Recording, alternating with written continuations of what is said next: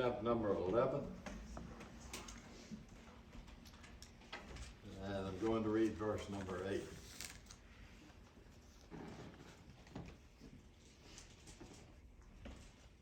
Hebrews 11 and 8. By faith, Abraham, when he was called to go out into a place which he should after receive for an inheritance, obeyed, and went out, not knowing whither he went. If I've counted it correctly, the word faith occurs in the King James Bible 247 times. And only 2 of these times are in the Old Testament. 23 times we find the word faith in Hebrews. That's almost 10% of the time faith is mentioned. It's in the book of Hebrews. And I would imagine that is one of the reasons that the Bible is called, the book of Hebrews is the faith chapter of the Bible, or the faith book of the Bible. When we talk about faith, what are we talking about? Some would say faith is, you just take it, it's kind of blind and gullible. You just do this. I think it's important that we rightly divide the word. If we don't rightly divide the word, you get into things, and if we're not careful, we try to prove that we're more spiritual than somebody else by doing something they don't do. There are those that believe, I got enough faith, I'm going to pick up a rattlesnake and it's not going to bite me. May I say that's not faith, that's stupidity. Just absolutely what it is. And then there are those say, you know what, I trust God, bless God, I'm not going to go to a doctor. Well, that's all right, if that's your belief. If I get sick, I'm going to a doctor. If I'm having pain, I'm going to take a pain pill. There are those things that we should have enough common sense to be able to comprehend that you can have faith that God will take your headache away, but you can take an aspirin until he does. You understand where I'm coming from. Faith is not the wholesale swallowing of a certain body of beliefs. We're told to examine, to study, to prove ourselves unto God, a workman that needeth not be ashamed, rightly dividing the word of truth. And what does faith mean? If you want to, Alice in Wonderland,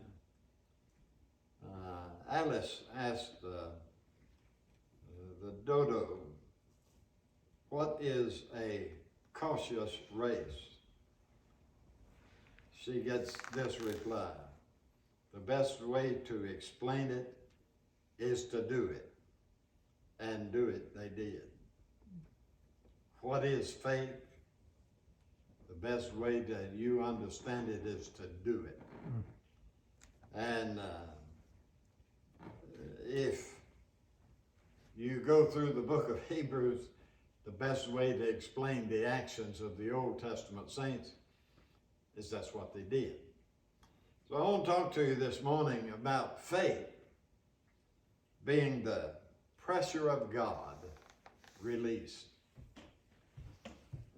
Why do we do certain things, and for what motivation should we do it? I would ask you, how did God speak to Abraham? I want to ask you this question. If you think Abraham was living out in a shack somewhere on the backside of some desert, you got it all wrong. He was in the Ur of Chaldees, a very prosperous place, and he was a very prosperous man. And I don't know if it was a brick house, or I don't know if it was a canvas house, what it was. But he and Ms. Abraham, I am sure, were very satisfied. And God comes to him with this: Abraham, I want you to move everything you got, go out yonder into a desert, and I'm going to show you after you get there where you're going to be. And all I want you to do is go out there in that desert where there's nothing and trust me. Now, I don't know about Mr. Abraham, but I know this: I wouldn't go home and tell Miss Nina. I'd say, now, Lord, you're about to talk to her before I talk to her. Abraham got a problem. And God, if I can explain it this way, he tells him where to go. And then he puts pressure on him. And the things that he asked him to do: get out, move away from your kindred. Well, what's wrong with my kindred? Can't I serve you here? You get away from your father's house. Well, you know what? The first church I pastored, I ate at my mama's house every Sunday. I mean, just what I did. I'd still like to go to Mama's house today after church and have some of her best fried chicken in the world. What's wrong with my daddy's house? Once you get away from your kindred, everything you got, I want you to go where I show you to go, and I want you to live there. In Genesis 11:31, it seems to tell us that Terah, Abraham's father, made the first move, and God hadn't even talked to him. And verse 31, 11 Genesis, and Terah took Abraham and his son Lot, and the son of Haran, his son's son, and Sarai, his daughter-in-law, his son Abram's wife. And they went forth with them from the Ur of Chaldees to go into the land of Canaan. And they came to Haran and dwelt there. That's pretty good. They made a start, didn't they? Where did they go? Haran is just about halfway from where they're supposed to be. And so they make a start. Some say that it was Abraham, and some say it was Terah. I don't know who made the decisions in this, but I do know that they didn't go far enough. God has said this is where you're to go. After a while, his dad dies and he moves on. But this is what I want you to get. God put him under pressure to do that. This is what I want you to do. I want you to go out. Now, look, he didn't say, you get out there, I'm going to make the grass grow better. He didn't say, when you get out there, I'm going to give you more water. He didn't say, when you get out there, I'm going to give you something to keep the sun off of you so it don't cook you. All he said to him is, I want you to get out there. And I want you to go out there. And he's under pressure to do it. Now, if God's never told you through his word or any other thing that you ought to do such and such, I can understand that. But I don't believe that there's one in here that somewhere, sometime during their life, God said to you, this is what I want you to do for me. It may be to give, it may be to pray, it may be to study. 1,000 things that God puts the pressure on you to do, and you follow that by faith. I can give personal examples. It's the only examples I got. When God called me to preach, he put the pressure on me. I was very happy where I was. I was making good money. I had a good job. Everything was right. I just built a new house. I am where I wanted to be. Sitting on the side of the road, everything right. And something began to happen in my life.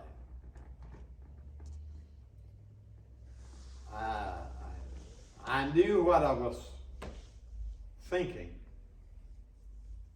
I knew that God was dealing in my life. promise you that was the one thing I never wanted to do. And you've heard men say that, and I know that, and the way we tell it, nobody ever wanted to do it. But I can tell you honestly, in my heart, I was bashful, I was backward. Company I worked for sent me to Dale Carnegie School twice, and it didn't help me one bit. And then to tell me that I'm going to stand up in front of a group of people and speak to them. It wasn't. I said that to say this. There's a pressure that comes in your life. Not only in the service, but there have been times that the Lord impressed me to give to a cause, and I really didn't have what I felt like was enough excess to give to that cause, but I was under pressure to do it. It was pressure from above, if you will. It was pressure that was in me. Nobody else was feeling it, but I felt it. So I moved on faith that this is what God would have me to do, and I think that's what Abraham did. He moved by faith out into the wilderness because the pressure of God was on him to do exactly what he said for him to do. But now there's a lot of people that are willing to go part way. I had a very good friend. In fact, he spoke here one night. His name was Jimmy Bird. He was the son of C.R. Bird, who was the main man in Bird's Food Centers, if you remember those. And Jimmy went to the seminary at Wake Forest. He was going to become a preacher. And Mr. Bird said, Jimmy, not going to happen. Said, I've seen too many preachers, and said most of them don't make enough money to live on, and you're not going to become a preacher. And Jimmy followed his daddy's advice. And he gave many, many dollars. In fact, rented buildings from ministries and gave it to her. He did a lot for the cause of Christ. But you know what? He never got out from under that pressure. And he told me one time, I tried to bargain with God. But it didn't work. Here's what I'm saying. When God puts you under pressure to do something, you may have to explain it to somebody else. I don't know how Abraham explained it to Sarah. I don't know how he explained it to his father. That's immaterial. The thing was, he was under pressure to follow God, and he did exactly that. And when you and I get under pressure, we need to move out for the glory of God. Genesis 12:1 and chapter number 11, Terah took Abraham his son.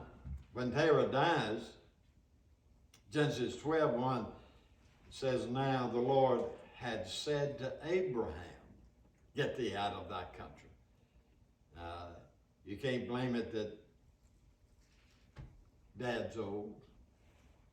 How am I going to leave my dad? How am I going to leave my mother? You can't come with those excuses. I have no problem with somebody saying God spoke audibly to them, but I think God more speaks to our inner man than he does our inner ear. And here's the fact. I think Abraham had become delusioned with the world that was around him. He didn't understand. I don't know about you, and I know I'm old and I'm past my sell-by date and all of that stuff, but I don't understand the world anymore. I don't understand people's thinking. I don't understand their motivation and so forth. And Abraham may have been in that, but God's speaking to him, I want to do something through you. And if I'm going to do something through you, I first got to do something to you. And so Abraham is under the pressure of God to move into the wilderness. I could take you to many other places. At the burning bush, God put Moses under pressure. I mean, I want you to deliver. Wait a minute. I can't talk. Wait a minute. Do you know we always have an excuse not to do what God said for us to do? And I could take you many other places where God spoke to people and said, do this.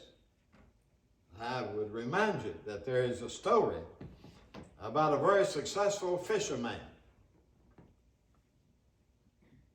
And he come in after having a successful run. And there was a man standing on the shore. Get rid of it. Come follow me. How would you react? I mean, you say, well, I'd say go jump in the lake. No, you're under pressure. You're under pressure. I can promise you, little things put you under pressure.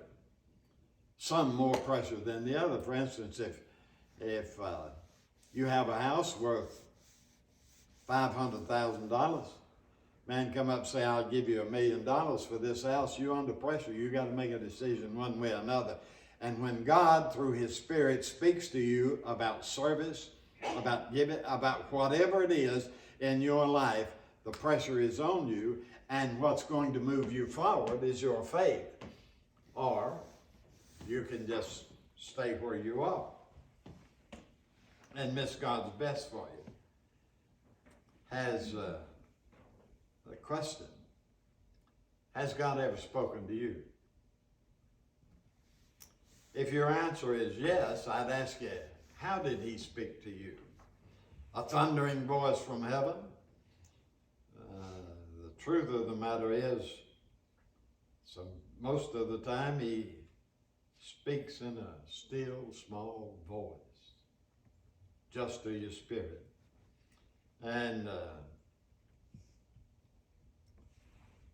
I could ask you what motivated men like Moody, men like Livingston and Carey and Rice, and it goes on and on and on. What motivated those men? How did, and we call them, and here's a great man of faith. I don't really know what that means. Here's a man with great faith. I don't know what that means. I simply know that we trust God and we move on as He puts the pressure on us to move on, or we don't. And I can tell you the story I told about Jimmy Burr. He lived a miserable life. Oh, he had plenty of money. He had plenty of assets. He had plenty of friends. He had all of the trappings of success. But down in his heart, and sitting under that shelter over there, he said to me before he came here and spoke, you know what? I wish I had done it. May I say to you, when God puts the pressure on, you have to move. Amos 1:1. The words of Amos, who was among the herdmen of Tekoa, which he saw concerning Israel in the days of Uzziah the king of Judah, and in the days of Jeroboam the son of Josiah, king of Israel. 2 years before the earthquake. Can I ask you, what motivated this cowboy to become a prophet?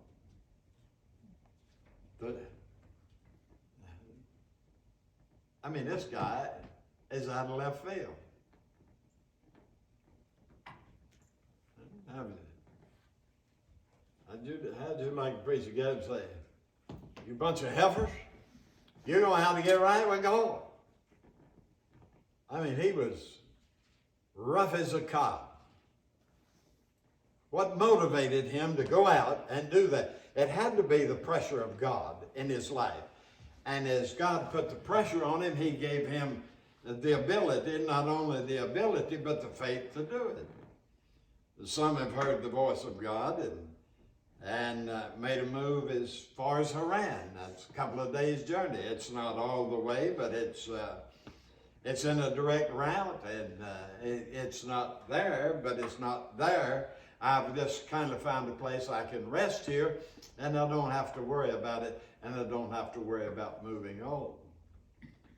And I'm not talking about great things like preaching and missionaries and stuff. I'm talking about everyday life. If we have faith, it has to come because God puts the pressure on us, and we believe that He will do what He said He would do. 2 days journey. One can only imagine the pangs that pierced him, for Abraham had found a resting place. But he was to move on if he lived by faith. Abraham's life from his call consisted of 4 stages. I want you to get them. The commencement of each was marked by a divine revelation of sufficient importance to constitute a distinct epic in his life. The first one, Genesis 12:14. That's the commence of his call to go to Canaan. The second, Genesis 15:16, with the promise of the lineal heir and the conclusion of the covenant. In other words, he makes a covenant with him. You're going to have an heir right on. Your seed is established forever. The third, Genesis 17, verse 21, the establishment of the covenant, accompanied by a change of name and the appointment of the covenant of a sign of circumcision. You've heard, and I'm sure you've read and know about the Abrahamic covenant that God made with Abraham. A lot of missionaries use it if they're going to Israel. God said, he that to Abraham, he that blesses you, I'll bless. He that curses you, I will. So the covenant come into play. The fourth was and by the way, if you notice, each one of these gets a little stronger. Then comes the last, or the fourth epic in his life. It's in Genesis 22, verses 25, or in chapters 22 to 25, and it's a temptation. God said, Abraham, nice looking kids you got there, and one I promised you. They had tried to bypass it by having Abraham have a son by another woman. Didn't work. God said, that's not the one I promised you. Now he's got the one he promised. And God says, Abraham, it's clear what he said, take thy son, thine only son. Had 2. As far as God's concerned, that was the only one. I want you to take him into the mountain and I'll show you. And I want you to offer him there as a sacrifice unto me. And Abraham lit out. And you know the story as well as I know the story. He got there and God stayed his hand. But at the base of that mountain, Abraham did not know God was going to stay his hand. Now let me ask you this. You're going to do something great and wonderful for God. You're just going to all of a sudden go, and there it is. Or do you plan like Abraham did? Well, I don't think Abraham planned it, but do you understand the way God did with Abraham? He took it in stages. First, you got to make the first move. Second, you got to trust me in the bigger things. Third, I'm going to make a covenant with you, and you're going to have faith to believe me in that. And even though you try to take matters into your own hands, I'm going to bring you to a test to see if you really trust me. You got that? Everything that happened in Abraham's life was because the pressure of God moved him forward. First, get out. Once you get out, understand that you're where I want you to be. And then he gave him test after test. And finally, the final test on Mount Moriah, where he offered his only son. And God said about it, he didn't withhold a thing to me. In other words, as far as Abraham was concerned, that boy on that altar was dead as he could ever be. And God stopped him. What am I saying? It takes the first step. Jehovah, our great God, will guide. It doesn't make any difference where it's 100% clear,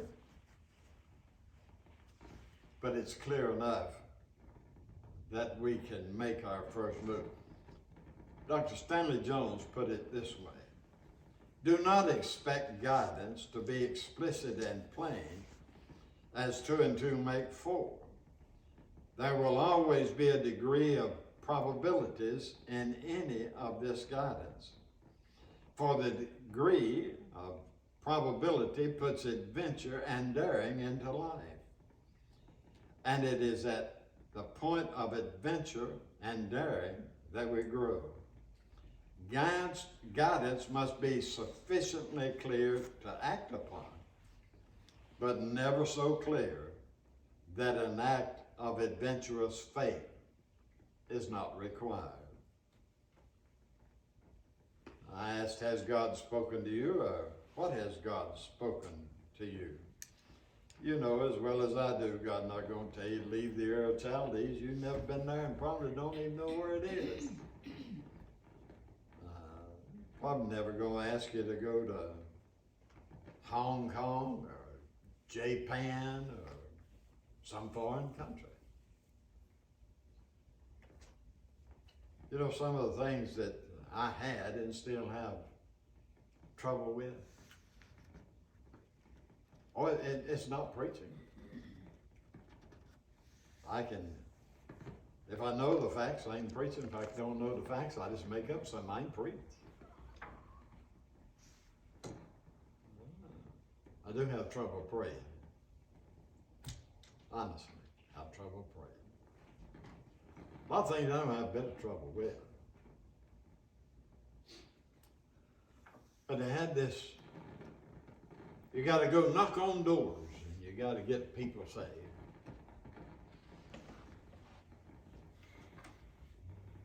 I never did.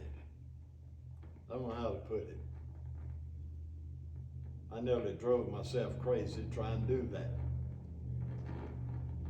You give me a name and a person, I can go talk to that person. But you tell me to go knock on the door and I don't know who's behind it and I don't know what's coming at me. It's just like you put a gun to my head and say, I'm going to shoot you if you don't do it in order for me to do it. I used to take deacons with me. I'd let them go knock on the door. I had a dog get after us one time, and I said the deacon was standing beside of me, and I said, the dog was coming at us, and I'm standing there. I said, don't move, don't move, don't move. If you move, he'll get us. The man come out and hollered at the dog. He went around, and I turned around. You know where the deacon was? Standing on top of my car. I said, good cow. I said that. There are things in your life and my life we don't like to face. I understand that. I personally don't think God called me to do that. I think it was a matter that it was what people were teaching. But there are things that God put in your life that's going to take faith to act upon. In every act of faith, there'll be a certain degree of adventuring. A certain going forth, not knowing exactly where you're going. It has to be so. Because it's essentially the inward conviction, a conviction of the Spirit. A conviction can never be proved, as we can prove that the 3 angles of a triangle equals 2 right angles. You can't prove it that way. A conviction is something that only you have to have.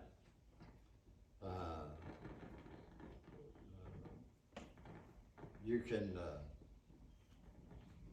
look back over the adventure of my life, and if I could tell you how many times I've been called crazy, how many times I've been told you missed it, how many times I've been told you're not done that.